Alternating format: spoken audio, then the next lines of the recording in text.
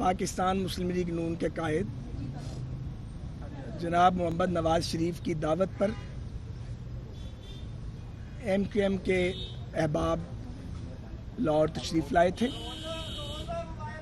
Doctor خالد مقبول صدیقی صاحب، doctor Farooq Sattar صاحب اور مصطفیٰ کمال صاحب. تو ہماری آپس میں بات چیت ہوئی ہے. دونوں جماعتوں کی سینئر لیڈرشپ موجود تھی. یہ محسوس کیا گیا ہے کہ پاکستان کو معاشی بحران سے نکالنے کے لیے اور مختلف معاملات پر جو پیچیدگیاں قومی زندگی میں سامنے آ رہی ہیں ان کو حل کرنے کے لیے ایک وسیع تر اشتراک عمل کی ضرورت ہے، خاص طور پہ ایک ایسے موقع پہ جبکہ 8 فروری کے عام انتخابات کا اعلان ہو چکا ہے. واضح رہے کہ جب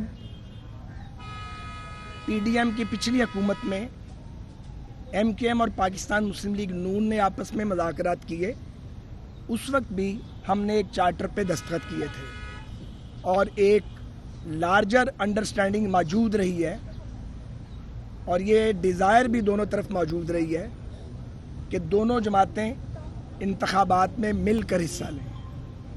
سو آج مسلم لیگ نون اور ایم کیو ایم کے مابین یہ طے پایا ہے کہ انشاءاللہ تعالی ہم 8 فروری کے انتخابات میں مل کر حصہ لیں گے.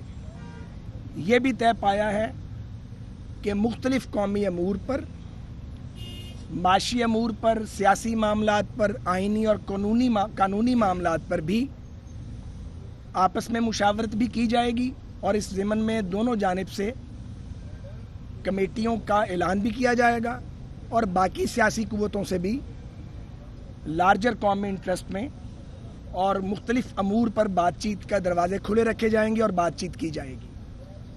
اسی طرح آپ اس اعلان کو سن چکے ہیں کہ پاکستان مسلم لیگ نون کے قائد جناب نواز شریف اور صدر شہباز شریف صاحب نے اپنی پارٹی لیڈرشپ سے مشورے کے بعد بشیر میمن صاحب کو پاکستان مسلم لیگ نون سندھ کا نیا صدر نامزد کیا ہے، مقرر کیا ہے اور جناب شاہ محمد شاہ صاحب کو مرکزی نائب صدر مقرر کیا گیا ہے.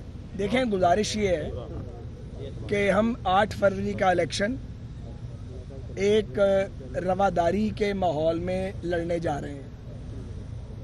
جہاں تک تعلق ہے ایم کیو ایم اور مسلم لیگ نون کی ریلیشن شپ کا، سچی بات یہی ہے کہ جب ہم اکٹھے ہو رہے تھے آج سے 1.5 سال پہلے، تبھی ہمارے مابین یہ انڈرسٹینڈنگ موجود تھی کہ ہم اگر اللہ کو منظور ہوا تو انتخابی عمل میں اکٹھے جائیں گے.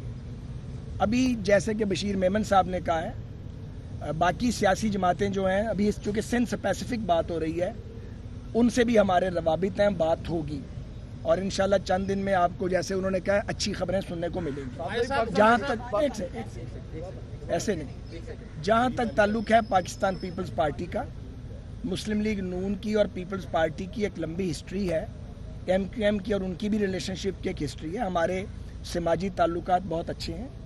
ہم بالکل بھی اپنے سماجی اور سیاسی تعلقات میں بگاڑ پیدا نہیں کریں گے. یہی وجہ ہے کہ ہمارے بعض دوست جو پیپلز پارٹی کے ہیں ان کی جانب سے کچھ فائر ورکس وغیرہ ہوتے رہتے ہیں. ہم کوشش کرتے ہیں اس کا جواب نہ دیا جائے.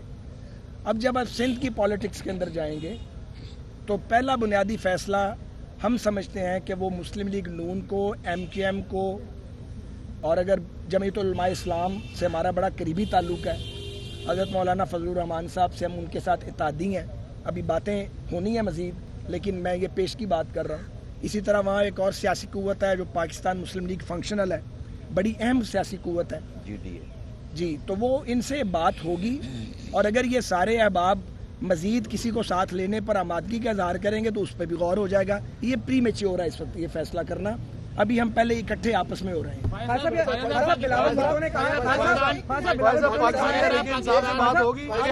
दोनों फैसला आइंदा वज़ीर-ए-आज़म बिलावल ने कहा है कि आइंदा वज़ीर-ए-आज़म जो है वो लाहौर से नहीं होगा, उनका इशारा सिंध की तरफ है, क्या कहेंगे? इसमें ये भी ऐड कीजिएगा कि पाकिस्तान मुस्लिम लीग नून जो है वो 13 जमातों के इत्तेहाद में रही पीपल्स पार्टी, कौन सी ऐसी जमात है जिसके साथ इत्तेहाद मुमकिन नहीं है? अच्छा, अभी तो ये प्री मैच्योर है, किसके साथ इत्तेहाद नामुमकिन है। जिनके साथ मुमकिन है उनके साथ खड़े हैं, और जिनके साथ अगले दिनों में मुमकिन होगा वो भी आपको नजर आएगा। और आपने कोई सवाल किया? बिलावल भुट्टो ने कहा था कि लाहौर से वज़ीर-ए-आज़म नहीं होगा इस दफा। मैं इसका अज़राए मजाक जवाब दूंगा। मैं भी इसमें एक जवाब दे देता हूँ। गुजारिश ये है कि हम बिलावल साहब को कुछ कहने से रोक तो नहीं सकते, वो एक आज़ाद आदमी है, जो चाहे करें। आप पॉलिटिकल वर्कर, भाई साहब आप ग्रास रूट से आए हैं, भाई साहब आप स्टूडेंट लीडर रहे हैं, ग्रास रूट से आए हैं। ये भी बहुत बड़े स्टूडेंट लीडर रहे हैं। तकरीबन मैं 15-16 साल जर्नलिज्म कर चुका हूँ। 30 साल से जो मुस्लिम लीग नून के लोग मारे खा रहे थे और मुस्लिम लीग नून का परचम लेके सिंध और कराची में खड़े थे, एक सरकारी ब्यूरोक्रेट आता है, उसमें क्या सलाहियत थी उस वक्त थी जब वो अपने ओहदे पे था, या आज आपने कुछ जज किया है कि उनको उठा के सिंध का सदर बना दिया है? वो वर्कर कहाँ जाएगा जो साल से मारे खा रहा है? गुजारिश ये है, बशीर मेमन साहब पर हमारी नज़र तो काफ़ी अरसे से है, लेकिन ये हमारे काबू नहीं आते थे, क्योंकि ये बड़े बासूल आदमी हैं और ये कानून किताब और कायदे से हिलने वाले शख्स नहीं हैं। और मैं इन्हें तकरीबन 1.5-2.5 से जानता हूँ, याद अल्लाह भी है, लेकिन मैंने फिर कहा है कि ये सियासत पे बात नहीं करते थे।